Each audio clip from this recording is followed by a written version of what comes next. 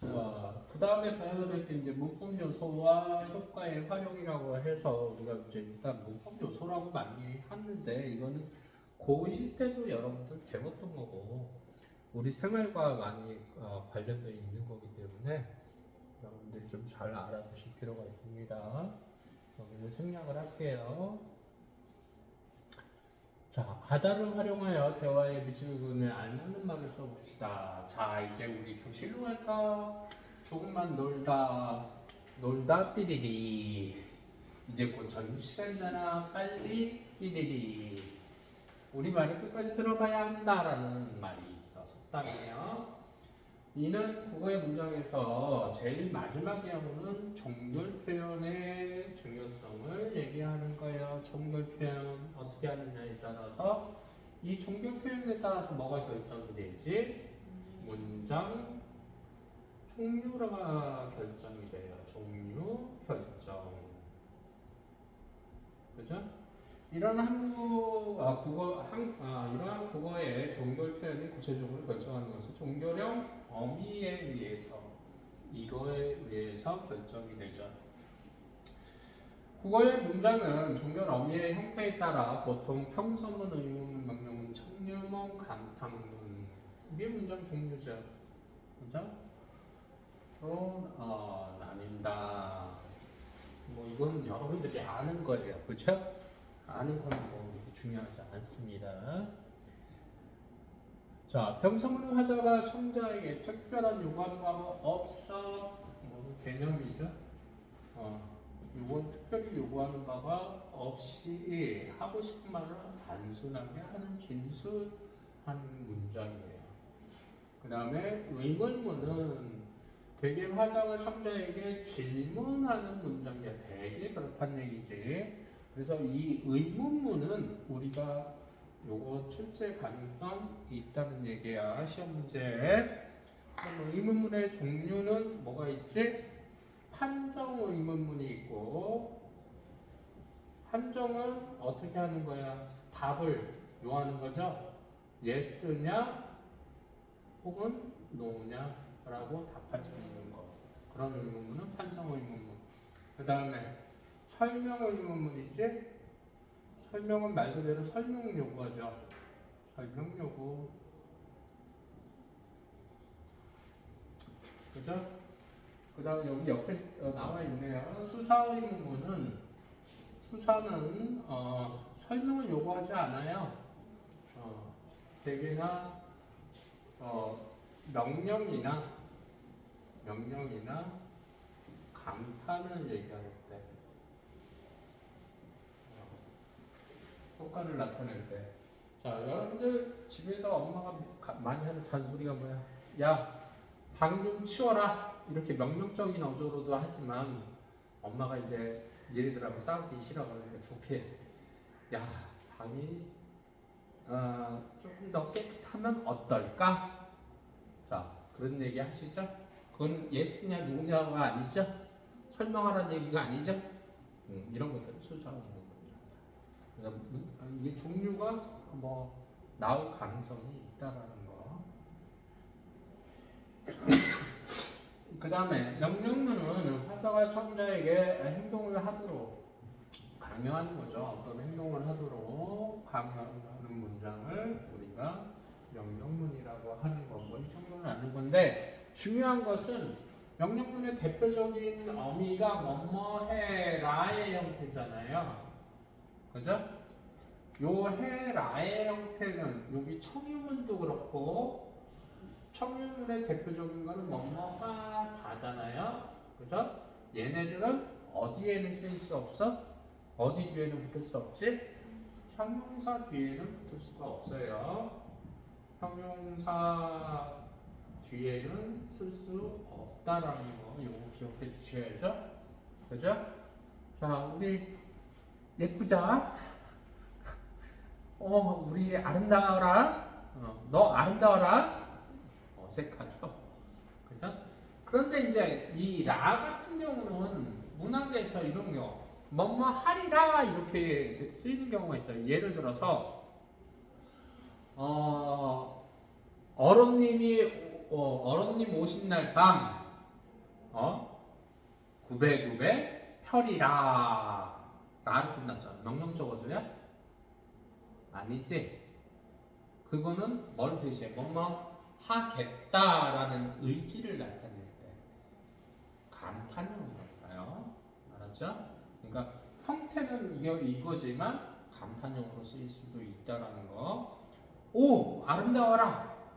이렇게 이런 말 쓰잖아요. 그죠? 아름답다라는 게 형용사인데, 선생님 거기에 라가 붙었는데요. 그 라는 아름답구나 감탄을 나타내는 말이에요. 그걸 대신해서 쓸 수 있다는 거. 그걸 착각하지 마셔야 되는 거 주의하셔야 되고. 그 다음에 감탄문은 화자가 청자를 별도로 의식하지 않거나 독백하는 상태에서 자기의 느낌을 나타내는데, 독백이라는 말 기억해 두시면 되겠죠. 그런데 우리가 대부분이 의문문도 그렇고, 의문문, 특히 의문문 같은 경우는 말의 의도와 문장의 형식이 똑같지는 않을 수는 있다 없다. 똑같지 않을 수 있다라는 얘기야. 오케이? 그러니까 문장의 형식하고 뭐하고 달라질 수가 있어? 문장의 형식과 의도와 다르게 표현될 수도 있어요. 문장의 종류가 실제 언어 생활에서 기능과 반드시 일치하는 거예요. 이 말이 그 말이에요. 기능과 의미가, 여기서 의미가 기능하고 의미는 일치할 수도 있지만 일치하지 않을 수도 있다는 겁니다. 알겠어요? 위의 대화에서 교실로 갈까의 경우 문장의 형식은 의문이지만 실제로는 학생들에게 어떤 의도가 있어? 학생들에게 교실로 가자라는 청유 혹은 교실로 가라라는 명령의 기능을 할 수도 있다라는 거. 그지? 이거 문장 여기서 기능이라는 말하고 문장 형식과 일치할 수도 있고 일치하지 않을 수도 있다라는 거. 따라서 문장이 실제 사용되는 뭘 중요시 봐야 된다. 맥락을 고려해서 어떤 기능을 하는지 파악하는 거. 그럼 요 문제는 어떻게 나오겠어요? 문장의 형식 하나 주고 그 말이 어떤 기능으로 쓰였는지. 기능이 이제 의미라고 생각하면 돼요. 여기가 의미라고 생각하시면 돼요. 아셨죠? 그런 문제가 나올 수가 있겠죠? 요런 형태로 해서 이거는 의문문의 형태지만 청유나 명령의 기능을 하고 있습니다. 이해가 됐니? 이런 의도가 가지고 들어가 있다는 얘기죠. 그러니까 맥락을 파악을 할 때는 가장 중요시 봐야 되는 게 상황입니다. 상황은 뭐 여러 가지 시공간 이런 것들을 고려해서 판단해야 돼요. 아셨죠? 똑같은 말이라 하더라도 상황에 따라서 뭐가 달라져? 의미가 달라지는 경우 있죠. 예를 들어서 어떤 거예요? 자, 치과에서 여러분들이 환자로 갔을 때 의사가 괜찮으세요? 라고 물어봤어요. 형태는 의문문이잖아요. 그럼 거기는 어떤 의미예요?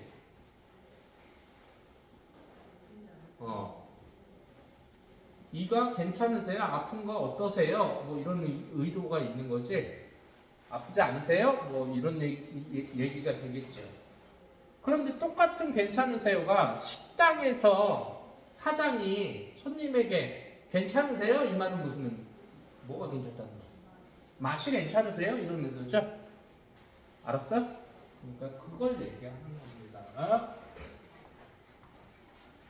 그래서 종결에서는 문제를 많이 낼 수 있는 것들이 특별하게 없어요. 그냥 기본적인 상황만 여러분들이 알고 계시면 돼요. 그래서 아까 얘기한 제약하는 건 여기 나와 있습니다. 자, 일단 첫 번째 이제 우리 문법 두 번째죠. 높임의 표현입니다. 우리나라는 높임법이 있는 동방예의지국이에요. 그죠? 그래서 자, 고객님 주문하신 커피가 나오셨습니다. 뭔가 어색하죠. 그죠? 나온 건 누가 나온 거죠? 커피 여기 뭐가 조사 생략돼 있죠? 커피가 주어져. 얘가 나오셨습니다. 그죠? 커피가 나올 수는 없잖아요. 엥? 커피가 반 달렸나? 이렇게 얘기하는 거야. 자, 위 상황에서 점원이 공익을 존중하는 의도로 커피 나오셨습니다. 나오셨습니다는 뭐 두 가지 의미가 쓰였어요. 여기 시가 주체 높임이고, 그 다음에 여기 씁니다가 뭐 무슨 높임이죠? 상대예요. 씁니다 써 있으면 그냥 상대 높임이라고 보시면 돼요. 두 가지 다 높이고 있는 거예요. 것이지만 국어에서는 물건을 높임의 대상이 아니므로 문장에서 잘못된 표현이다. 따라서 점원이 말한 문장은 커피 나왔습니다가 맞죠. 씁니다는 상대인 누구? 손님을 높이는 거죠. 그죠? 고쳐야 한다. 국어에서는 대상이나 상대가 누구인지에 따라서 화자의 말하는 방법이 달라진다. 이처럼 화자가 어떤 대상이나 상대에 대하여 높고 낮은 정도에 따라서 언어적으로 구별하는 표현하는 방식이나 체계를 높임법이라 한다. 당연한 거고. 높임법은 높임의 대상에 따라서 요거 이제 중요하죠. 여기서 나와야 되는 것들, 시험 문제에서 알아야 되는 것들 여러분들 좀 주의해서 보셔야 됩니다. 상대 높임부터 볼게요. 상대 높임은 화자가 누구에게? 화자가 청자에 대하여 높이는 거는 청자를 높이는 거고, 낮춰 말하는 거는 화자가 자신을 낮추는 거예요. 낮춰서 말하는 방법은 상대를 반대로 높게 평가를 한다는 얘기죠. 그래서 상대 높이면은 화자 자신을 낮추는 말이 있습니다. 그래서 나를 낮추면 뭐가 돼요? 나를 낮추게 되면 이거를 낮추면 저가 되죠. 그죠? 나는요 이렇게 하면 안 되죠. 저는요 어른들한테 얘기할 때는 그렇게 얘기하죠. 상대 높이는 정결 표현으로 실현되는데, 자, 이 실현 방법 알아두라는 거야. 높임하고 시제에서는 이 실현 방법이 선택지로도 잘 나와요. 크게 격식체와 비격식체로 나누는데, 일단 종교남이의 표현 중에 대표적인 거 비읍, 니 단은 외워두세요. 대표적인 거예요. 비읍니다. 이렇게 들어가면 상대다.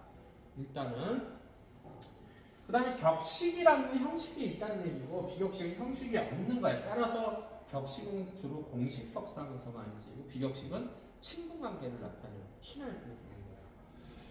격식체는 높임의 순서에 따라서 하와, 십, 시오, 체도 높임이에요. 아주 높임이라고도 하죠. 하우체는 그냥 예산 높임, 하계체는 예산 낮춤, 헤라체는 아주 낮춤. 그죠? 나뉘고, 자, 비교식체는 해유체와 해체. 해유체는 높임의 의미고, 해체는 낮춤의 의미죠. 격식체는 의례적 용법으로 청자와의 심리적 거리감이 있어요. 심리적 거리감. 그지?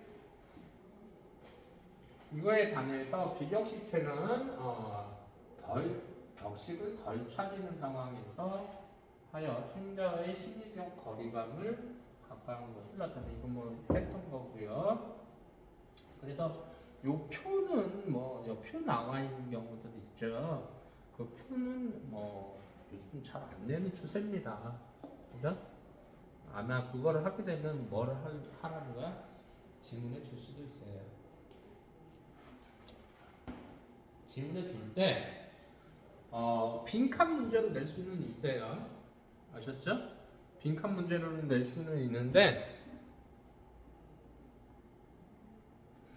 빈칸 문제로 나왔을 때는 양쪽에 옆에 것들을, 위아래 옆에 것들을 고려해서 판단하시면 됩니다. 그죠? 너무 부담 갖지 마세요.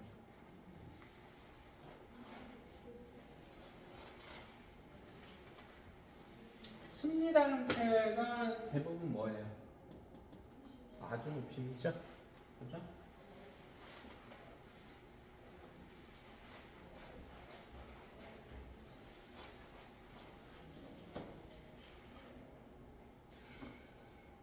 근데 이제 여기 상대 높임의 압존법이라는 거는 선생님이 설명했죠. 주로 계급 사회에서 많이 쓰이는 게 압존법이에요. 특히 이제 군대나 회사에서 우리가 많이 쓰이는 건데, 자, 대상이 사람이 세 명이 대상이 일단 존재가 돼야 돼요. 근데 나보다는 높고 듣는 청자보다는 낮아요. 그래서 나와 듣는 사람, 그죠?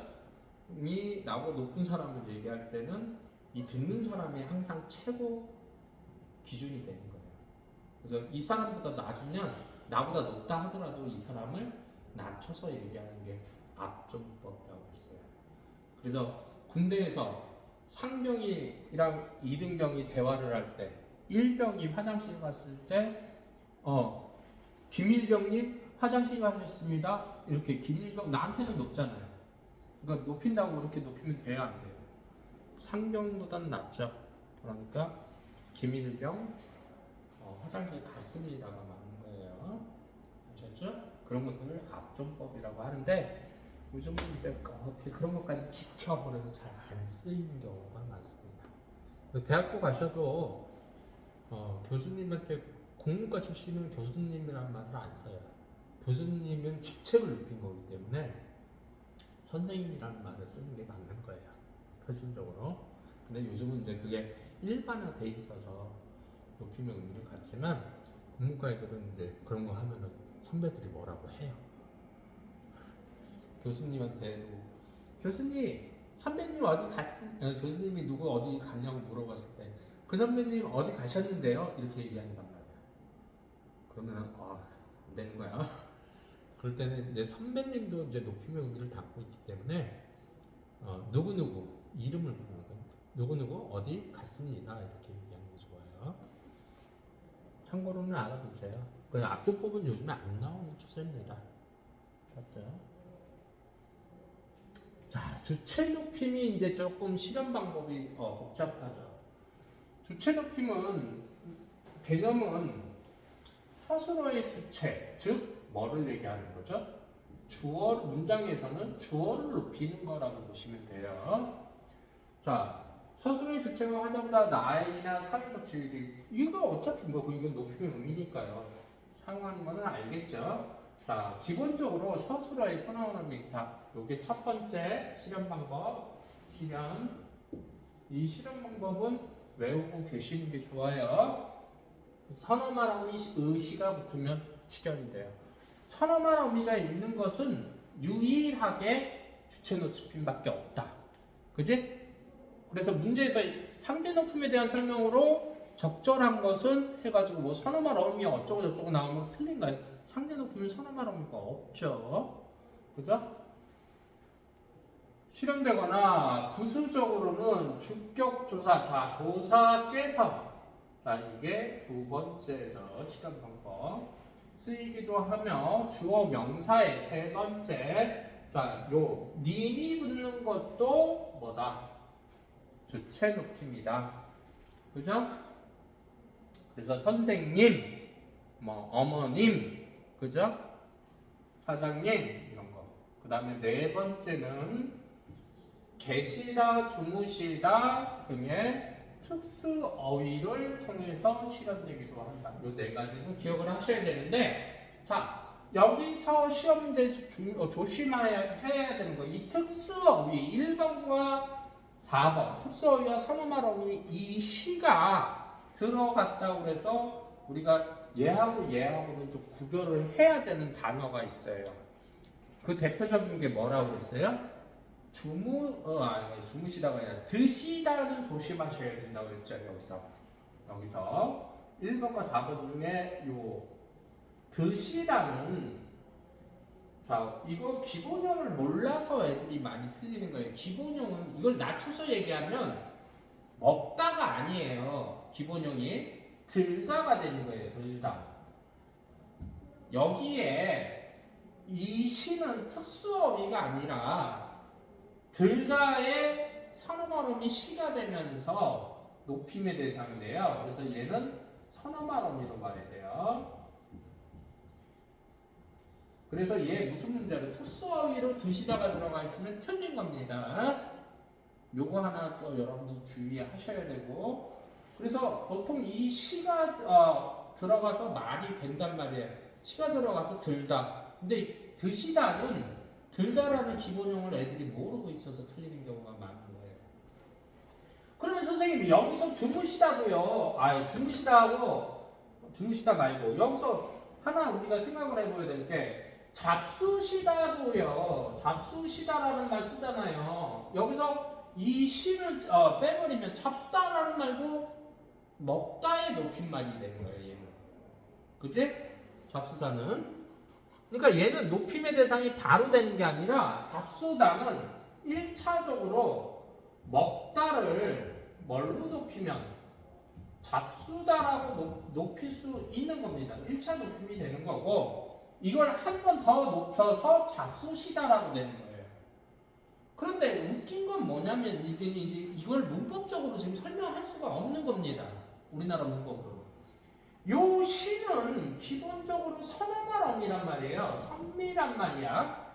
쓰인 거는 선미인데 선어말 어미로 높이면 여기로 들어가면 안 되죠. 특수어미로 들어가면 안 되죠. 어디로 들어가야 돼요? 1번으로 들어가야 된다. 들어가야지 설명이 맞는 거란 말이에요. 그 다음에 얘는 설명해도 말이 되고 높임이 된단 말이에요.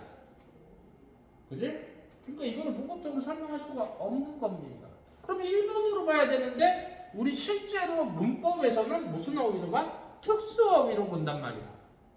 그럼 이건 뭔가? 설명할 수가 없어요. 왜 그러냐? 그냥 이 잡수시다는 먹다를 1차적으로 잡수다라고 해서 높인 것을 거기에 그냥 한 번 더 높여가지고 잡수다와 잡수시다가 독립된 하나의 그냥 관용적인 표현으로 굳어져 버린 거야. 이 자체가. 알았어? 그래서 사전적으로 등재가 되어 있어요. 따로따로. 오케이? 그래서 사전에 등록이 되어 있는 거야. 드시다는 기본형을 찾으면 들다가 나와요. 그죠? 맞아? 그러니까 들다를 찾아서 들다의 높임 표현이라고 봐야 되는 거고, 잡수시다는, 그럼 얘는 사전에 등재가 되어 있지 않다는 얘기예요. 드시다는. 잡수시다는 얘도 단독적으로 사전에 하나의 단어로 인정이 되어 있습니다. 그래서 특수 어휘로 보는 거예요. 이해가 되죠? 알겠죠? 그러니까 잡수시다는 뭘로 보자? 특수 어휘를 보자. 맞아? 여기 잡수시다도 하나 알아두시면 좋아요. 근데 얘는 선어말 어휘로, 얘는 특수 어휘로 보면 안 된다. 1번으로 가야 되는 거야. 1번으로. 오케이? 시험 문제 어떻게 남는지 나오겠지? 오케이? 그래서 얘 오답으로 잘 나와요. 다음 주 높임법이 다른 하나는 해서 나올 수 있어요. 아니면은 이런 예문 내놓고 요게 이제 선택지로 해서 나올 수가 있죠. 그래서 이 실현 방법은 항상 선지에 언급이 될 수 있기 때문에 외워두라는 거예요. 빠질 줄만 알면 여러분들이 외울 필요는 없습니다. 높임법은요, 실수를 안 하신다면요, 문장도 예문이 잘 나오잖아요. 예문에다 니네가 알고 있는 높임의 표현이 된 부분에 다 체크를 해놓으시고 서술어를 가지고 그걸 가지고 따지시면 조금 더 실수를 줄일 수 있어요. 알았죠? 어떻게 문제를 정확하게 푸는지. 그 다음에 또 하나 주체 높임에서 주의해야 되는 거 요거죠. 주체를 직접 높이는 것을 직접 높이법이라고 하고, 그 다음에 여기 신체 일부나 성품, 심리, 소유물 등을 높이는 것을 우리가 간접 높임이라고 해요. 요거 시험 문제 잘 나와요. 그래서 요게 대표적인 거, 이제 이걸 구별하기 위한 대표적인 게 계시다와 있으시다. 둘 다 선어말 어미가, 얘는 특수어인 거고 얘는 선어말 어미. 그죠? 맞아요? 그래서 얘는 직접 높인 것이고 얘는 간접 높인 것이다. 그래서 요거 바꿔놓는 예문이 자주 나오죠. 시험 문제. 대표적인 거기 때문에 그렇습니다. 그래서 요것도 주체 높임에서 시험 문제 대상이 되는 잘 나오는 표현이에요. 그런데 요 간접 높임에서 아까 얘기했지만 지나친 간접 높임에서 이게 지나치면 문장 오류로 가요. 너무 지나치게 높일 필요는 없다는 겁니다. 알았죠? 됐어요? 그래서 이런 것들은 어떤 문제로 잘 나오냐면 상황을, 이 대화하는 상황을 줘요. 아까 위에 만화처럼. 그죠? 그런 상황에서 무엇이 잘못됐는지 그렇게 해서 문제를 잘 출제가 되고, 잘못된 표현은 이걸 서술형으로도 낼 수 있어요. 잘못된 표현을 단어로 고치고 왜 잘못됐는지 그 이유를 서술하시오, 이렇게도 잘 나와요. 서술형 있는 학교는 주의하시면 좋겠습니다.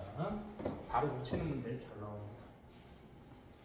그래서 문장이 이렇게 있잖아요. 그러면은 자 봐봐, 문장이 있으면 그냥 막 풀려고 하지만 그냥 짧은 거는 여러분 눈에 들어오는 거니까 그냥 쉽게 푸는데, 문장이 아마 학교 시험 문제에서는 좀 길게 나올 수 있어요. 그럴 때는 표시를 다 이렇게 해놓으세요. 알겠어? 그래서 이 이께서는 이모 자체, 주체, 이거를 높이는 거고, 높이는 대상과 연결을 시켜가지고 판단을 하면은 쉽습니다. 그리고 이거 외워두면 깨소 같은 경우는 뭐 고민할 필요가 없죠. 맞아요? 그래서 실험 방법을 외워두는 게 좋다는 겁니다. 그리고 특수어휘도 적어도 몇 개 정도는 알아두시는 게 편해요. 그래야지 문법은 나중에 시간이 좀 모자란단 말이야, 내신에서도. 그러니까 기본적인 사항은 좀 암기를 해두는 게 좋아요. 이런 것도 간접 높이 문제. 그죠? 멋있는 게 뭐예요, 주체가? 넥타이죠? 넥타이는 사장의 소유물로 보면 되겠죠? 여기 신체 같은 경우는 어떤 예가 있어요? 할머니께서는 귀가 어두우시다. 어두우시다. 서너만 어미 시가 들어갔네요. 어두운 게 귀가 어두운 거지 할머니가 어두운 게 아니잖아요. 그죠? 그런 경우 간접 높임을 할 수 있습니다. 그 다음에 객체의 높임에 대해서는 자, 얘는 뭐가 중요합니까? 시험 문제. 목적어나 부사어. 여기 아까도 주의하라고 그랬죠, 선생님이. 조사가 보조사가 대신 나올 수도 있어요. 그래서 얘네들 찾을 때 이거 보조사가 격조사를 대신할 수 있다. 그래서 그냥 단순하게 여러분들이 격조사가 있다 없다로만 판단하면 미스하는 경우가 있어요. 실수를 한단 말이에요. 그러니까 서술어를 가지고 그거의 목적, 대부분 이 얘네들로 저기 잘안되는 게 이 보조사 도가 잘 나와요. 도. 알았죠? 얘는 다양한 격조사를 대신하기 때문에 이거 여러분들 조금 주의해 주시면 되고, 객체 높임은 이런 특수어휘들이 많습니다. 그죠? 자, 여기서 역주다 많이 여러분들 실수 많이 해요. 생활 속에서 여러분들이 잘 안 쓰기 때문에 그렇습니다. 요즘 애들이 물어보다 그죠? 그걸로 그냥 쓰는 애들이 있어요. 묻다가 기본형이 되죠? 묻다의 높임형은 역주다예요. 그래서 이거 미스하는 경우 많아요. 역주다. 왜? 생활 속에서 애들이 많이 안 쓴단 말이에요. 그렇게. 그래서 자기가 평상시 쓰는 대로 그 예문을 바라보면 안 돼. 알겠어? 그래서 요런 거 조심해야 돼.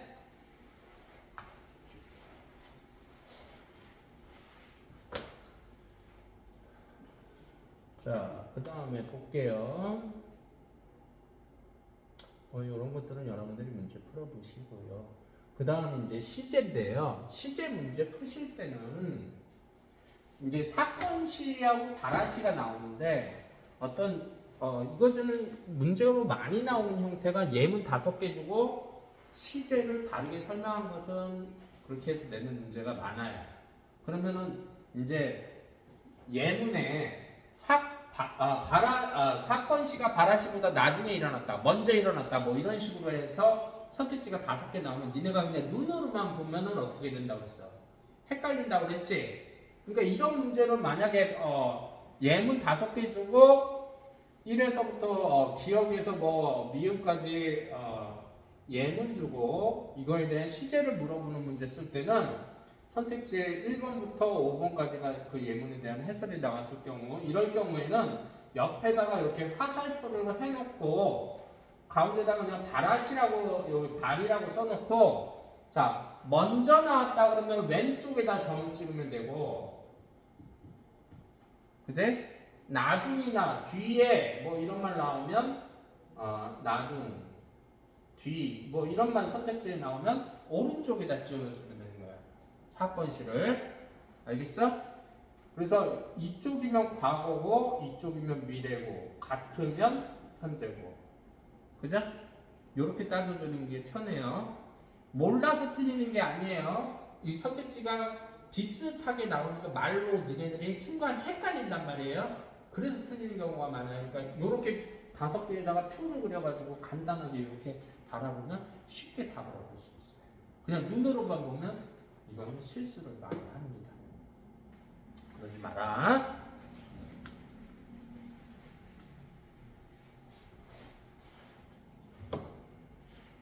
뭐 과거, 현재, 미래를 모르는 친구는 없죠. 과거, 현재, 미래를 모르는 친구는 없어요. 그죠? 그래서 바라시를 기준으로 해서 왼쪽이면, 점이 왼쪽에 찍히면 과거, 오른쪽에 찍히면 현재 이렇게 써줍니다. 그러면 우리 뭐 공부해야 되냐? 역시 시제는 뭐 알고 있어야 돼요. 실현 방법 알고는 있어야 돼요. 과거 시제는 이 개념은 알잖아요.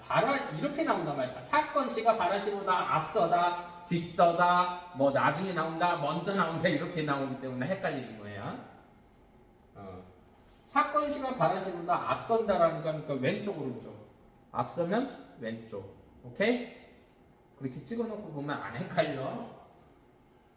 그래서 첫 번째 실현 방법은 실현 1번이 이해가 돼. 선어말 어미 악과 얘네가 악과 엿은 이 엇에서 파생된 거라고 보면 돼요. 악과 엇이 기본 형태인데요. 더 이게 1번이고요. 동사, 자 동사로 구별을 했어요. 어간에 붙는 관형사형 어미, 이 관형사형 어미라고 했어요. 요 말도 조심하셔야 돼요. 여기 선어말 어미 이제 현재 읽어 보면은 선어말 어미 은하고 는이 나와요. 그건 현재입니다. 요 단어만 바꿔서 오답으로 낼 수 있어요. 학교 선생님들이. 알았죠? 어미하고 선어말 어미는 전혀 다른 거예요. 그래서 여기 하이픈이 하나 붙어 있으면 어미가 되는 거야. 양쪽으로 붙어 있으면 선어말 어미가 되는 거야. 말장난 할 수 있습니다. 이거 주의하셔야 돼요. 애들이 아무 생각 없이 이것만 본단 말이야. 여기에 포커스를 맞춰서 얘를 놓치는 경우가 있어. 그걸 의도적으로 선생님들이 생각하고 내는 경우가 있어요. 이게 두 번째죠. 요거 현재하고 바꿔서 낼 수도 있고, 그러니까 이런 거 꼼꼼하게 암기해 주세요. 그 다음에 세 번째, 용언의 어간이나 서술격 조사. 자, 구별했죠? 얘도 뭐야? 던을 통해서 서술격 조사에 던을 통해서 실현이 돼요. 세 가지. 그 다음에 여기 마지막 시간을 나타내는 말은 전부 다 부사라고 생각하시면 돼요. 부사어를 해서 과거 시제를 나타내요. 그죠? 그런데 여기서 이제 좀 우리가 좀 깊이 들어가서 알아야 되는 거, 요거 악과 엇이 들어가면 전부 다 과거냐? 아니라 그랬죠. 예외 사항이 있다고 그랬어요. 이거 그죠? 요거 알고 계셔야 돼요. 이거 어떻게 나오냐면 과거 시제를 내놓고 문장 5개 내놓고 아까 어시 들어가는 거 5개 내놓고 다음 중 다른 하나는 이렇게 내는 경우가 있단 말이에요. 얘가 뭘로 쓰이는 경우가 있어요. 첫 번째 현재로 쓰이는 경우가 있다고 그랬죠. 그죠? 현재로 쓰이는 경우는 어떤 경우? 어떤 경우야? 얘는 과거에서 언제? 현재까지 지속될 때 요럴 때 현재형으로 쓰여요. 그죠? 요거 시험 문제 잘 나와. 그래서 어떤 예를 들면 어떤 것이 있어? 그녀는 엄마를 많이 닮았다. 자, 이 문장에서 아시 쓰였잖아요? 그러니까 애들, 아무 생각 없는 애들은 뭐라고 생각하는 거야? 이 아시, 뭐다? 과거다. 과거형 선언말 어휘네. 아니죠. 닮은 것 자체는 과거서부터 현재까지 지속된 거죠? 따라서 얘는 뭘로 쓰인 거야? 현재형으로 쓴 걸로 보는 거예요. 이거 주위에서 실험 문제 잘 나올 수 있으니까 알아두고. 얘가 뭘로도 쓰일다? 쓰일 수 있어? 미래로도 쓰일 수 있어. 미래로 쓰일 때는 실현점 가능성이 확정돼 있을 때. 이건 문법적인 얘기고. 그러니까 미래의 결말이 결과나 결과와 결말이 명확할 때. 이럴 때는 우리가 과거형이 아니라 미래형으로 봅니다. 그래서 상황이 이제 동생이 뭐 잘못했을 때 아빠가 아끼는 걸 뭔가를 물건을 깼어. 그랬을 때 이제 내가 동생한테 뭐라고 그래? 너 이제 아빠 오면 혼났다? 어떤 상황이죠? 혼났다? 아빠가 아직 어떤 온 상태가 아니죠. 여기서 낫은 아시 결합이 된 말이죠. 혼나다에. 그죠? 맞아요? 그러니까 이런 경우에는 뭐다? 미래를 나타내는 거예요. 그래서 얘는 과거만을 의미하지 않는다. 그거 주의해서 여러분들 기억하셔야 돼요. 그 다음에 여기 실험 방법에 이제 하나 더 이렇게 한 번 더 붙었어. 그러니까 시간이 더 멀리 간 거지. 그죠? 시간이 더 멀리 간 거니까 먼 과거를 얘기한다는 거. 그런데 여기서 하나 더 얘는 단절된 사건. 현재는 그렇다 안 그렇다? 안 그렇다는 얘기죠. 과거에 있었던 거. 현재와 단절된 사건을 나타낸다는 거. 그 다음에 여기 5번째 요거 알아두시오. 여기 요거 선어만 어미예요. 어미. 그냥 어미가 아니라 더는 과거에 어느 때 일어난 경험을 뭐 할 때? 회사할 때. 먹더라. 이런 거. 회상할 때 다시 회상의 의미로 쓰인다는 거. 그래서 과거 시제에 5개 내기 좋잖아요. 선택제. 맞아? 그래서 예문 5개 내주고 여기에서 이제 말장난을 해서 실현 방법으로 이게 선택지로 내릴 수가 있습니다. 알겠니? 그래서 명확하게 좀 알아두시기 바랍니다. 실현 방법은 꼭 알아두세요.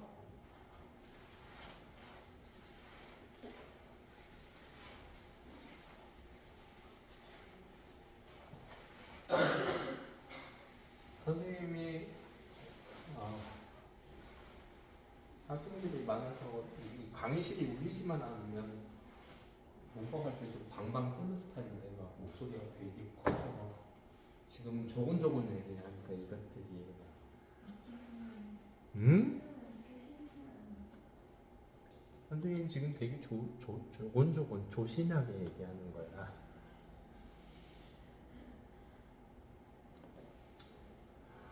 여기 지금 그거에 대해서 나와 있어요. 그죠?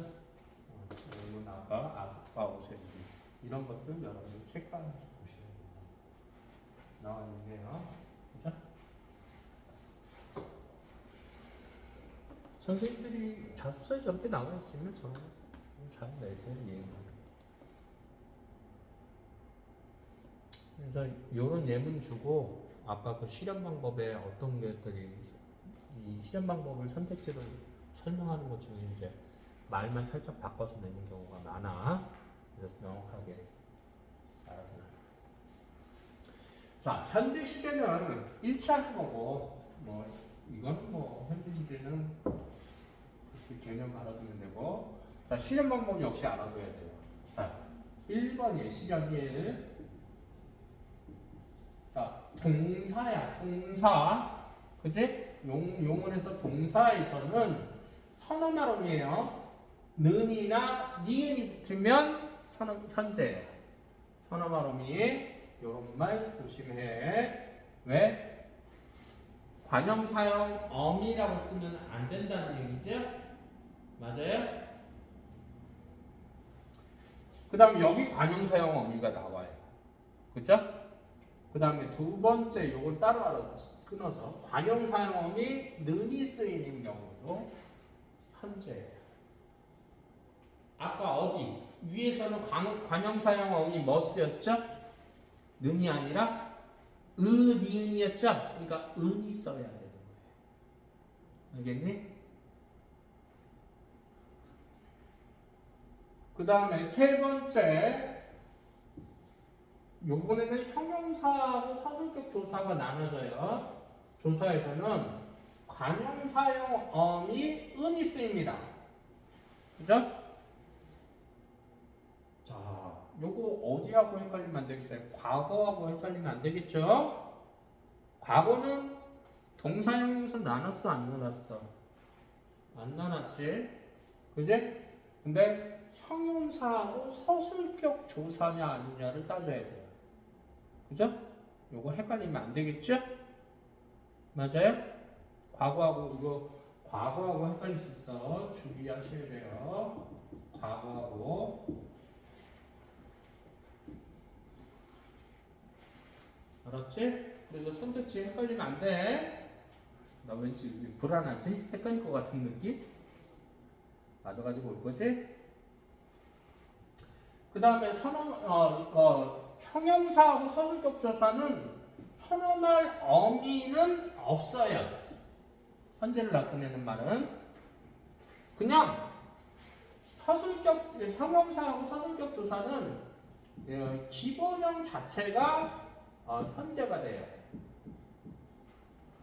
알았죠? 기본형 자체가 현재가 돼요. 알았어? 그 다음에 네 번째 이런 부사어. 이 부사어는 여러분들이 모르면 한국 사람 아니죠. 그죠? 그래서 여기서 제일 여러분들이 많이 낚이는 게 이 부분이에요. 이 부분이 어디하고 과거하고 여러분들이 구별하셔야 됩니다. 맞죠? 과거 다시 한번 볼까요? 과거에 이런 부분이 어디 있었어요? 여기 있죠. 관형사형어미 은이에요. 그죠?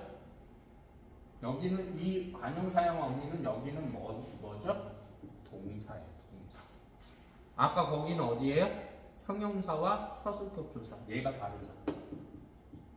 그죠? 이거 주의하셔야 돼요. 요 말만 살짝 바꿔서 나온다. 그래서 니들이 많이 착각을 하는 거야.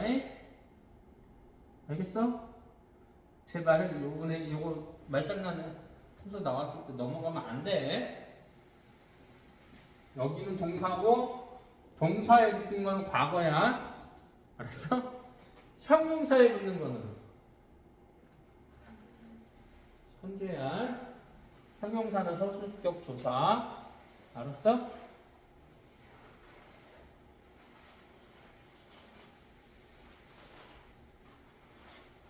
그래서 실현 방법은 꼼꼼하게 공부를 해야 되는 거야. 이 사이에서 말장난이 일어나.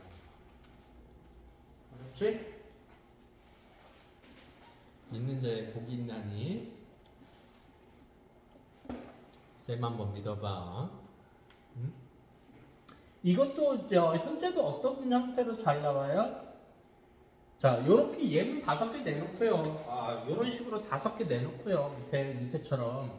예문 요런 식으로 내놓고요. 그지? 이 중에 하나를 여기다가 형용사가 아닌 뭐를 써놔? 동사를 해놓고 은이 붙는. 그죠? 그럼 단어를 하나 넣어놓고 과거잖아. 동사는. 그지? 그래놓고 현재로 설명하는 거. 알겠니? 주의하셔야 돼. 알았어? 그래서 꼼꼼하게 외워야 돼. 미래는 어려울 거 없죠? 미래는 뭐 있어요? 나중이라고 나왔죠. 그죠? 그러니까 오른쪽에 점이 찍혀야 되는 거니까 미래 시제는 역시 실현 방법은 첫 번째 실현 1번은 선호만 오니 get 하나 있어요. get. 이 get은 뭐하고 연결해서 알아둬라. 여기 가능성, 의지, 추측 요거하고 연결해서 알아두시라는 거. 문맥적으로 요거 따질 수 있어야 돼. 알았어? 그 다음에 두 번째 관용사용 어미. 여기 관용사용 어미 나오는데 얘는 뭐예요? 을이에요. 을. 요런 것만 싹싹 바꿔서 낼 수도 있죠. 오답으로. 그죠? 요런 거에 학생들 잘 속는단 말이에요. 그러니까 요런 거, 이 관용사용 어미는 과거, 현재, 미래 다 들어가 있어요. 그러니까 여러분들 특별히 조심하셔야 됩니다. 알겠죠? 또 관용사용이 세 번째. 여기에다가 의존명사 것, 그러니까 우리 할 것이다 이런 형태로 나오면 니을 것이라 이렇게도 되는 거고. 것은 의존명사의 대표적인 거예요. 이것도 뭐 미래예요. 근데 이거 3번은 여러분들이 잘 찾아. 그지? 문장에서도 나오면 미래라는 단어가 있어요. 그래서 여기서도 역시 얘 주의해야 돼. 헷갈리지 말아야 된다는 거. 그 다음에 get은 어떤 의미로 쓰였는가. 그죠? 미래는 그렇게 알아가지고.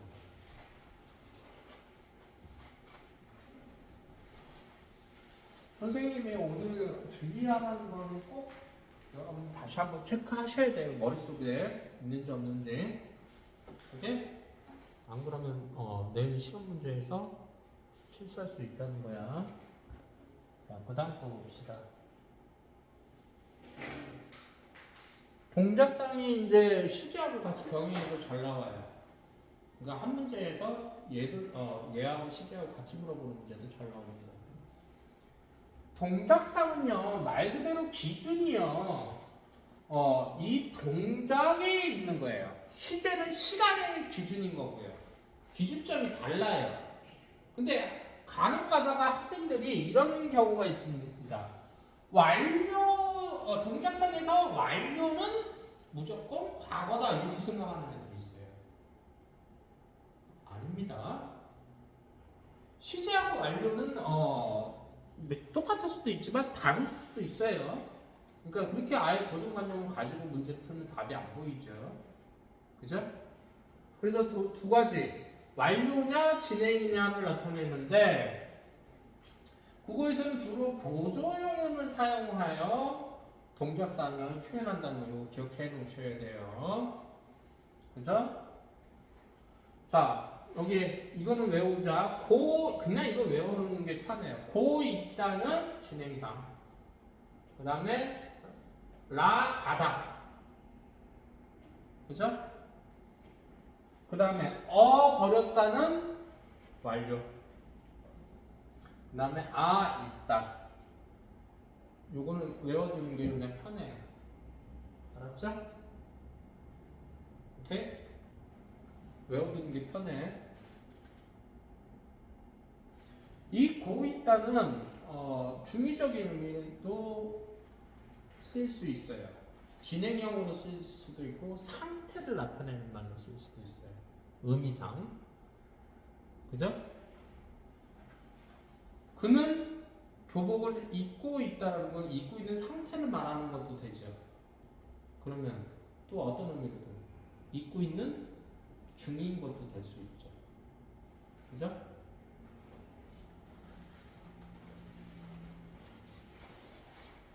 그래서 상은 이거 오늘 좀 외워두는 것이 바람직합니다. 그래서 여기 지금 정리가 되어 있죠. 특히 여기서 이제 요런 말들, 우리 요런 말들 주의를 합시다. 여기에 들어갈 것과 여기에 들어갈 걸 바꿔놓는 경우가 많다는 거야. 얘와 얘를 이렇게 바꿔놓는 거. 여기는 동사가 기준이고, 그지? 형용사에서 달라지는 거고, 형용사에서 그지? 단형사에 나오는 얘하고는 똑같죠. 여기에 들어가는 거는 똑같지만 이 앞에 게 다르다. 그죠? 주의하셔야 됩니다. 알겠죠? 이렇게까지 얘기했었는데 문제 나왔는데 선생님이 다시 한번 강조했어요.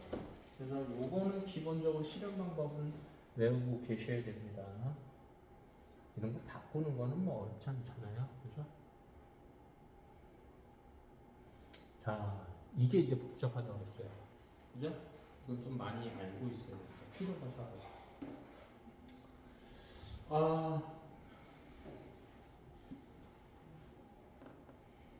그냥 바로 요거 밑으로 내려갈게요. 문장은 주어가 스스로 동작을 하는 것을 능동문이라고 하고요. 삼각형으로 한번 표시해볼게요. 능동문이라고 하고요. 주어와 다른 대상의 동작과 행위를 당하는 것을 피동문이라고 해요. 이게 두 개가 반대말이죠. 또한 문장은 주어가 동작과 행위를 직접 하느냐 아니면 다른 사람이 하도록 하느냐에 대해서 역시 주동과 사동문으로 나누는 거예요. 자, 능동, 피동은 쉽게 말하면 우리 법적으로 얘기하면 가해자와 피해자라고 생각하시면 돼요. 피해자는 당한 사람이죠? 그죠? 맞아? 그 다음에 때린 사람은 가해자죠. 그건 능동문이라고 보시면 돼요. 주의가 동생을 안았다는 주어인 주의가 아는 동작을 직접 하는 것이 물론 능동문이자 주동문에 해당, 능동이자 주동에 해당. 능동과 주동은 약간 구분하기가 어려워요. 개념이 똑같단 말이에요. 오케이? 비슷하단 말이야. 그러니까 이렇게 두 개가 다 될 수도 있다는 거예요. 행위를 했다면. 근데 동생이 주의에게 안겼다라는 것은 동생이 동작을 당하고 얼핏 내가 이거 의미를 보면 뭐라고 했어요? 의미를 보면 주어가 하고 있는 것 같은 느낌이 든다고 그랬죠. 그죠? 그래서 의미 개념으로 먼저 따지지 말라고. 개념은 맨 마지막 절차에서 따지라고 했어요. 그죠? 이렇게 보면 세서를 보면 쉽게 이해가 돼. 그러나 예문을 볼 때 여러분들이 의미를 착각할 수가 있다는 거야. 엄마가 주희한테 동생을 안게 했다라는 거는 엄마가 주희에게 동생을 안는 동작을 시킨 것으로 사동이 된다. 뭐 이렇게 나왔는데 개별적으로 본격적으로 볼게요. 일단 이것도 고1에서 많이 나오는 건데 이 바꾸는 문제는 고1에서 많이 출제가 되는데 알고는 계셔야 됩니다. 자, 가장 많이 나오는 예예요. 고양이가 쥐를 물었다. 자, 고양이 입장에서 얘기한 거죠. 그죠? 얘는 가해자 입장이죠.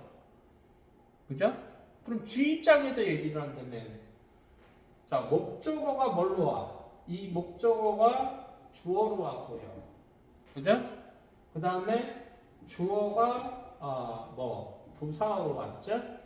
그 다음에 서술어가 바뀌었어요. 그죠? 전미사가 쓰이는 거야.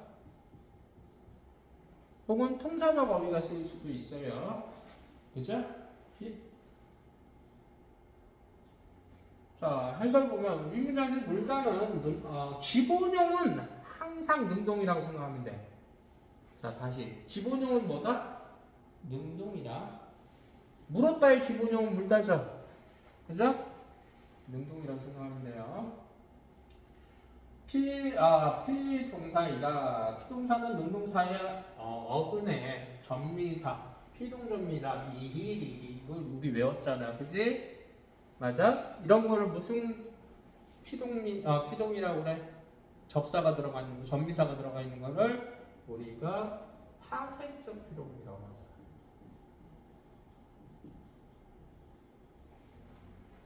맞아?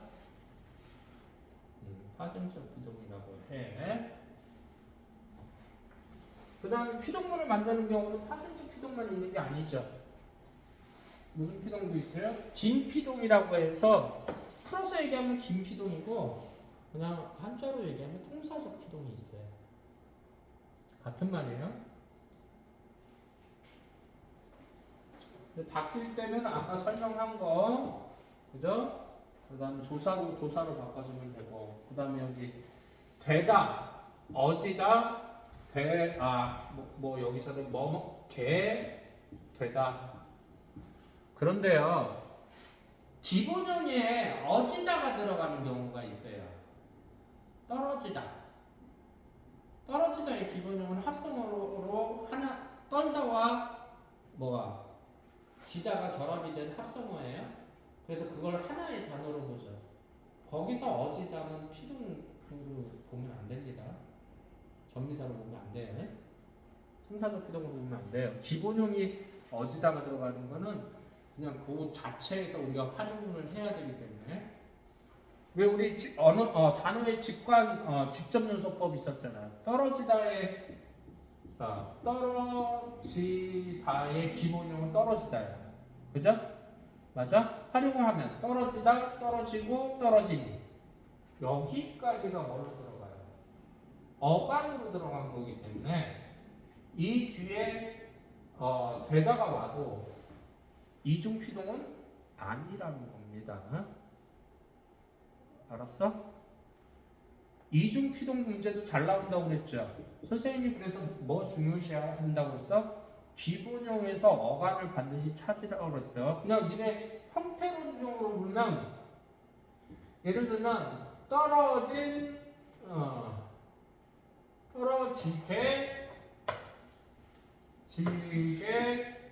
될 이런 문장이 나왔단 말이야. 그러면 아무 생각 없이 얘가를 뭐라고 그냥 따진단 말이야? 기본형을 그래서 찾아보라는 거야. 어지다에 되다가 붙은 거네? 이중피동이네. 이게 틀린 문장이네. 이러면 된다, 안 된다? 안 된다. 여기서부터처럼 어디까지가 떨어지가 뭐가 들어가? 어간이 되는 거고 어간에 조사가 붙은 거고 어미가 붙은 것뿐이야. 걔랑 부사형 전성은. 맞아? 거기에 되다가 붙은 거기 때문에 되다는 통사적 어휘에 들어가죠. 그죠? 이거 하나 조심하셔야 돼요. 알았어? 넘어지다도 마찬가지죠? 맞아요? 합성어는 그 자체로 한 단어로 봅니다. 오케이? 어디다 조심하셔야 돼요. 이거 어디다도. 피동사로 실현되는 피동사를 파생적 피동사, 어지다로 실현되는 통사적 피동문이라고 하고 이거를 다른 말로 긴 피동문이라고도 해요. 같은 말이에요.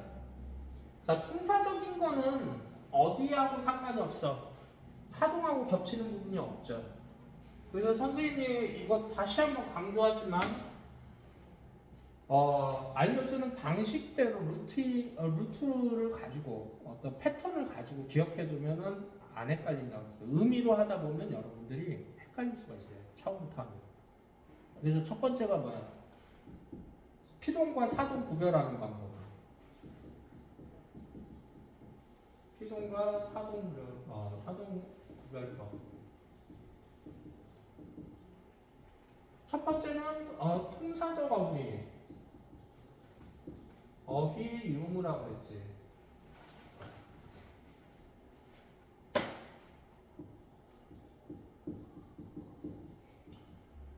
통사적 어휘가 유가 있으면 이 통사적 어휘는 사동과 피동이 겹치지 않기 때문에 쉽게 구별이 돼버리죠. 시키다가 나왔으면 사동이고요. 뭐뭐 하게 하다 나왔으면 사동이고요. 여기서처럼 되다가 어지다가 나왔다 그러면 뭐야? 그냥 피동인이 돼버리는 거야. 그러니까 여기서 있으면 여기서 끝나버려요. 근데 여기서 문제는 얘가 없을 경우, 무가 될 경우, 두 번째는 어디를 보라고 했어요? 서술어를 파악을 하라고 했죠. 그래서 서술어에서 무엇과 무엇을 찾으라고 했어? 어간과, 특히 어간을 잘 찾아야 돼. 그래서 얘는 기본형을 찾고 여기에서 어간이 해당되는 말을 주의하라고 했어요. 이희리기가 전미사로 쓰일 수도 있지만 어간에 포함이 되면 전미사가 아닌 거예요. 알겠죠? 그거 주의하셔야 돼요. 그래서 그 문제 잘 나와요, 시험 문제. 그래서 왜 그러냐면 우리말에는 동음 이어가 많단 말이야. 형태가 같은데 뜻이 달라. 그 대표적인 게 잘 나오는 게 뭐라고 그랬어요? 예를 들어서 빨래를 말렸다, 여기서 말렸다 하고, 그 다음에 종이가 둥글게, 뭐 여기 둥글게 말렸다. 여기서 말렸다는 형태는 같죠. 근데 동음 이어에 해당되죠. 뭐가 다릅니까? 기본형 자체가 달라요. 위에 말렸다는 기본형이 뭐가 돼요? 말다가 되죠. 말리다가 되고요. 그죠? 밑에 거는요, 기본형이 뭐가 돼요? 말다가 되는 거예요. 그죠? 그래서 얘를 먼저 해석을 해서 말다에 여기서 빼라고 했죠. 어간과 어미를 빼버리면 말하고 다를 빼버리면 몇이 남는데 몇은 리 플러스 어시니까 얘가 전미사라는 얘기예요. 쓰였다는 얘기예요, 전미사가. 근데 위에 거는요, 말리가 뭘로 들어가요? 어간으로 들어가 버리죠. 그러니까 여기서 말리 다를 빼버리면 얘 지워지고 얘 지워지고 여기에서 남는 것은 업밖에 없다는 얘기예요. 선생님 혹시 클리닉 고등학생은 어떻게 할까요? 여기도 가서 공부 좀 하고 있어요. 5시? 예. 이따 부를게. 무슨 말인지 알겠니? 그럼 여기서는 네가 어간으로 들어가기 때문에 전미사로 쓰이지 않았다는 얘기죠. 맞아요? 그래서 그러면은 여기서 이 말리다가 쓰였을 때 뭐를 만들면 피동문을 만들려면 전미사를 쓰기에는 애매하죠. 그럴 때 통사를 쓰면 되는 거야. 그러면 어지다가 보면 뭐가 돼요? 말리의 어지다 이렇게 되잖아. 그죠? 그것도 또 이집 피동에서 함정 잘 나오더니 말리 어지다. 거기서 네가 뭐야? 전미사네. 그 다음에 어디다 붙었네? 이주피동이네? 이렇게 생각하면 된다, 안 된다? 안 된다. 알았어? 그 리는 뭐다? 간에 해당된다. 이해됐죠? 맞아요? 그래서 항상 선생님이 용어 같은 경우는 기본형에서 출발하라는 말을 여러분들한테 많이 하는 겁니다. 알겠니? 그래서 여기서 이제 기본형을 찾아서 뭐가 있으면 전미사가 있을 때 마지막으로는 목적어가 있으면 이희리기가 겹치면, 그죠? 우구축은 안 겹치니까 상관없어요, 그죠? 목적어가 이게 있으면 사동, 목적어가 없으면 피동, 이렇게 구분하라고 그랬죠. 맞아? 이렇게 했는데도 답이 안 나와요. 선생님이 이렇게 얘기하면 마지막에 서술어만 놓고 이게 당했는지 안 당했는지를 판단하라고 했죠. 전미사가 있는 경우. 왜 그러냐면 피동 중에서도 목적어가 반드시 없는 건 아니에요. 그래서 선생님 대표적인 게 뭐가 있다고 했죠. 밟히다 같은 경우는 자, 기록력이 밝다죠. 이 히가 전미사 쓰였다는 거 알 수 있죠. 앞에 목적어가 발을 이 말이 들어갈 수 있잖아요. 맞습니까? 발을 밟히는 거예요. 오케이? 그래서 피동문은 무조건 목적어 없다 이렇게 생각하면 안 됩니다. 통사적인 거는 뭐 여러분들이 들어가 있으니까 이거는 어렵진 않은데 당하다 같은 경우도 목적어가 있어요. 교통사고를 당하다. 그지? 그래서 마지막에 만약 답이 안 나오면 이렇게 있는데 답이 안 나오면 서술어로 가지고 이 서술어가 밟히다 같은 경우는 쉽게 구별이 된 거죠. 밟히다라는 것은 여러분들 당하는 거예요? 하는 거예요? 당하는 거라는 거 쉽게 이해가 되죠? 맞아요? 전미사가 있는 경우는 그렇게 한다는 거예요. 이 패턴으로 풀면 이중 피동도 피해갈 수 있습니다. 특히 2번 선생님이 주의하라고 했습니다. 알겠어요? 이중 피동은 목적인 오류입니다. 알았어? 이중 피동에서 주의해야 될 게 또 있죠. 단어들, 음절. 자, 이중 피동에서 우리가 주의해야 될 어휘가 있어요. 이중 피동에서 이 전미사 찾을 때 이중 피동이라고 제안은 아니고 이 전미사 찾기 여기서 여러분들이 조금 주의해야 될 글자들이 있어요. 전미사 따라.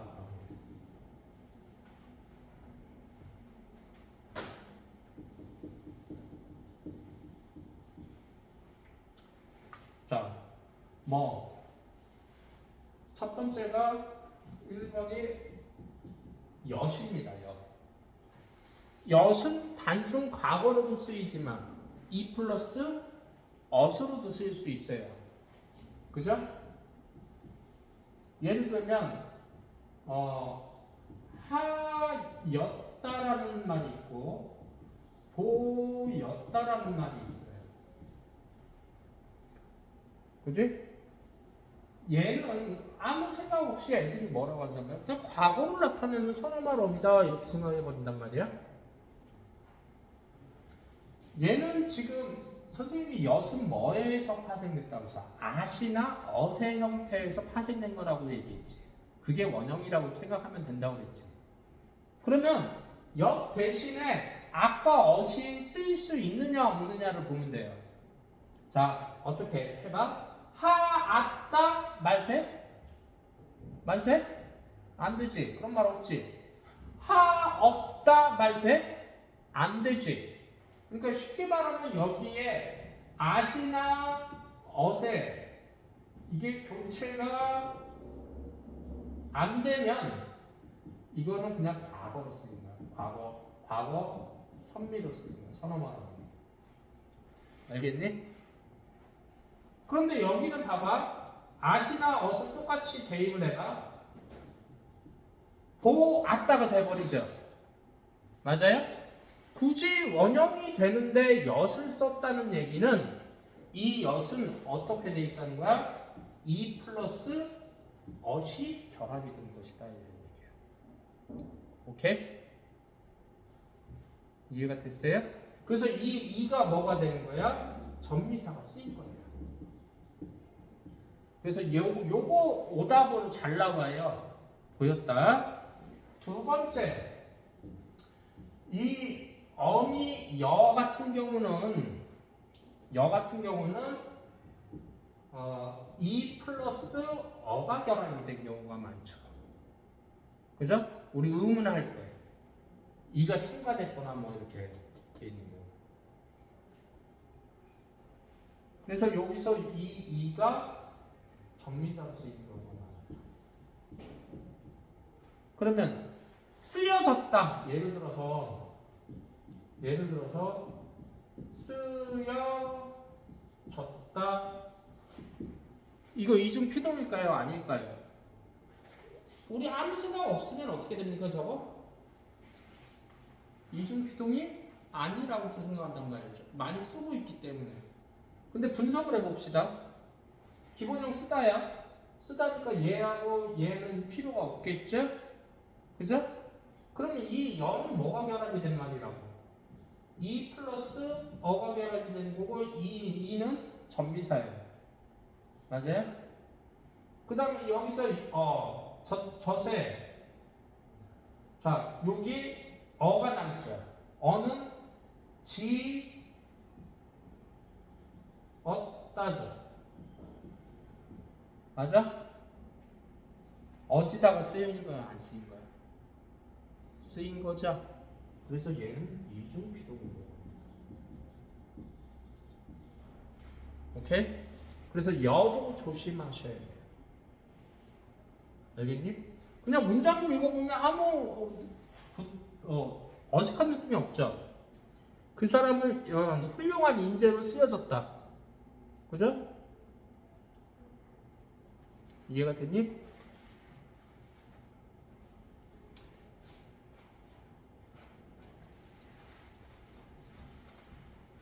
그래서 요거 정비사과 할 때 요 두 단어가 오답 문제로 잘 나오기 때문에 여러분 조금 기억을 해두실 필요가 있습니다.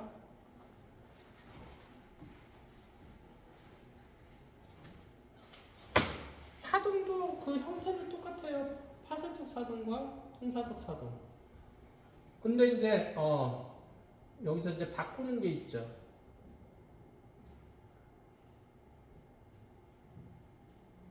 여기 바꿀 때는 주동일 때는 주어가 직접 하는 거니까 새로운 주어가 필요가 없죠.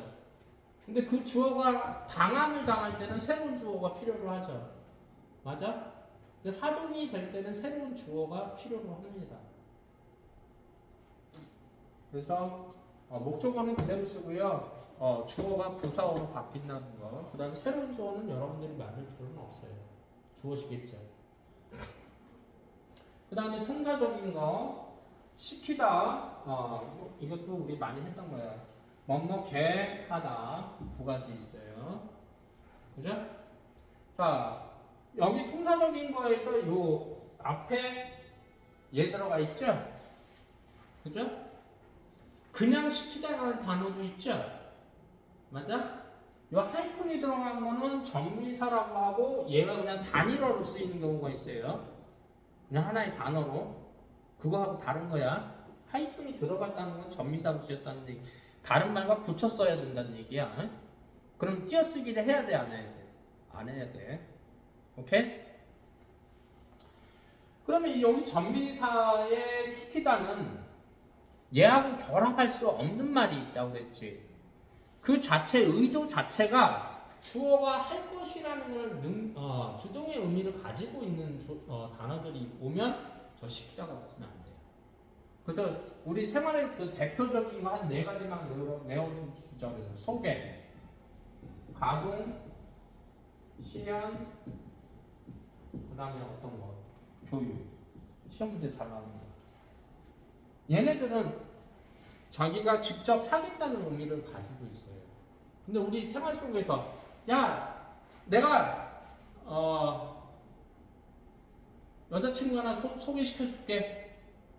문장 우리죠. 그죠? 소개시켜준다는 건 내가 직접 하겠다. 그 말의 의도는 내가 직접 해주겠다는 얘기지. 근데 그 말의 문장 문법적으로 얘기하면은 내가 하겠다는 의도가 아니라 내가 다른 누군가를 시켜서 그 사람에게 너한테 여친 소개시켜줄게 이런 의미잖아. 알았어? 자, 제가 여러분들을 지금부터 교육시키겠습니다. 이 말의 의도는 뭐겠어? 내가 지금 하겠다는 거지. 내가 직접 하겠다는 얘기잖아. 그럼 주동의 표현이죠. 교육시키다라를 쓰면 뭐가 쓴 거야? 통사적 사동이 쓰인 거잖아요. 그 말은 내가 하겠다는 얘기가 아니라 문법적으로 얘기하는 거야. 다른 누군가에게 내가 너 교육해 라고 지시하겠다는 거야. 오케이? 그러니까 여러분들이 그 문맥적인 의미를 이 단어가 이게 안 나올 수도 있잖아요. 그래서 사동 문제를 낼 때, 그죠? 이해가 돼?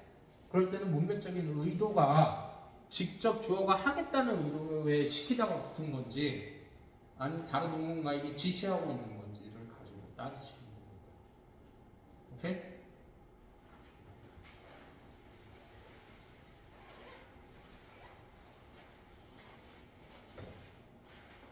그 다음에 넘어갈게요. 자, 부정 표현은 안과 못밖에 없습니다. 알았어? 부정 표현 안과 못만 부정 표현해. 근데 부정적인 의미가 있는 것도 있죠. 없다. 그죠? 그거는 부정 표현이라고 하지 않아요. 우리말에 부정 표현은 안과 못밖에 없습니다. 그래서 얘를 의지 부정이라고도 하죠. 얘를 능력 부정이라고 해요. 능력. 그죠? 그 다음 요거를 조금 길게 얘기하면 무엇뭐지 않다. 앞에 지 않다가 붙으면 돼. 지 않다. 이렇게 보면 김부정이 되는 거고. 얘도 지 못하다 하면 김부정이 되는 거고. 엄마 하지 못하다. 이게 붙으면 김부정이 되는 거고. 그 다음에 명령용 요거 하는 거 하는데 명령용과 청명에서는 이렇게 바뀐다는 거. 그죠? 말자라고 말아 말자 이렇게 바뀐다는 거.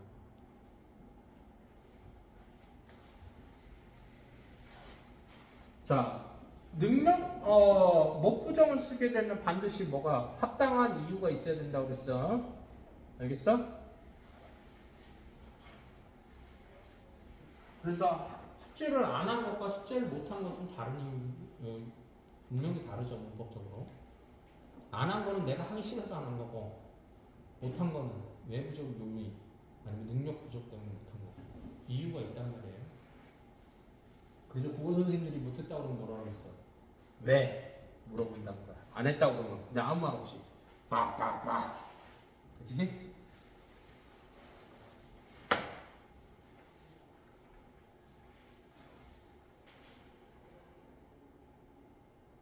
그 다음에 여기 중요한 말 나와요. 형용사나 서술격 조사 이다의 경우에는 능력이나 의지라는 표현 자체를 사용할 수 없기 때문에 그냥 상태 부정을 나타냅니다.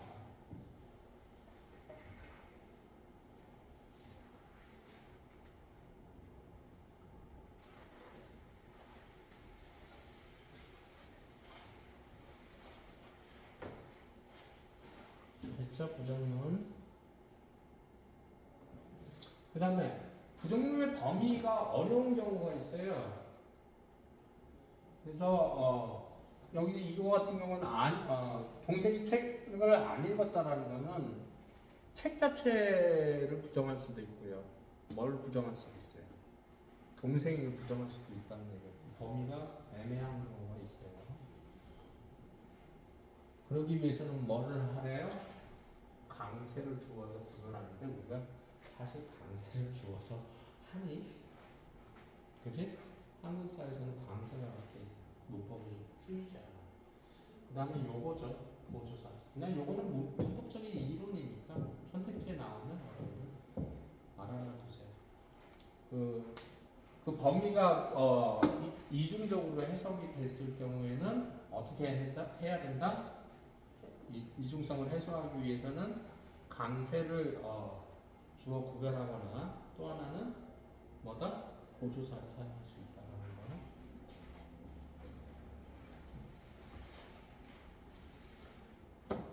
뭐 여기 책도 안 읽었다 뭐 이렇게 돼. 하게 되면 되겠죠?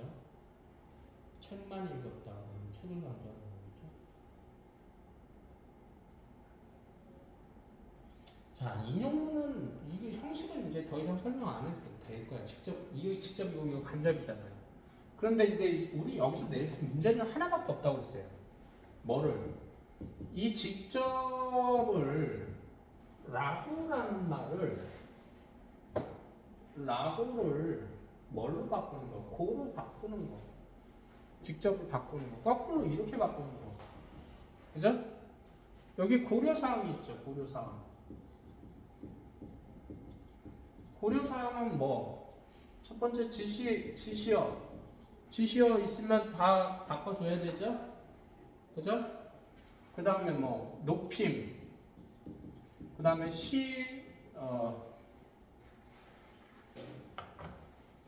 시제, 그 다음에 이 서술어도 바꿔줘야 돼요. 자, 예주야, 내가 너에게 갈게라고 했어. 갈게. 그러면은 듣는 사람 입장에서는 오는 거죠. 선생님이 오는 거죠. 이해가 돼요? 서술어도 바꿔주셔야 돼요. 그 다음에 높임도 대상에 따라서 높임이 판단해 주셔야 되고요. 그죠? 요 지시어에는 말 그대로 지시대명사하고 인칭대명사 이거 바꿔야 돼요. 그 말한 사람이 직접 얘기할 때는 다 자기가 자기 자신을 1인칭이라고 얘기하잖아요. 그죠? 근데 자기나 이런 말들, 당신 이런 말들은 3인칭, 2인칭, 1인칭으로 쓸 수도 있지만 3인칭, 제기칭으로 쓸 수 있어요. 우리 배웠어요. 그죠? 그러니까 이런 것들 여러분들 고려를 하시면 됩니다. 서술형 있는 학교는 이거 서술형으로 거의 선생님들이 잘 내요. 그죠? 이 중에 한 뭐 3-4개 넣어놓고 하나당 틀릴 때마다 뭐 감점, 부분 점수 주는 학교도 있습니다. 객관식으로 되면 요거 하나씩 바꿔서 다음 중 옳은 거 낼 때는 그게 짜증, 그 문제가 짜증나요. 하나씩 바꾸 틀리게 해놓죠. 그죠? 주의하셔야 됩니다. 자, 여기까지가 뭐가 돼요? 여기까지가 우리가 문법 요소라고 보면 됩니다.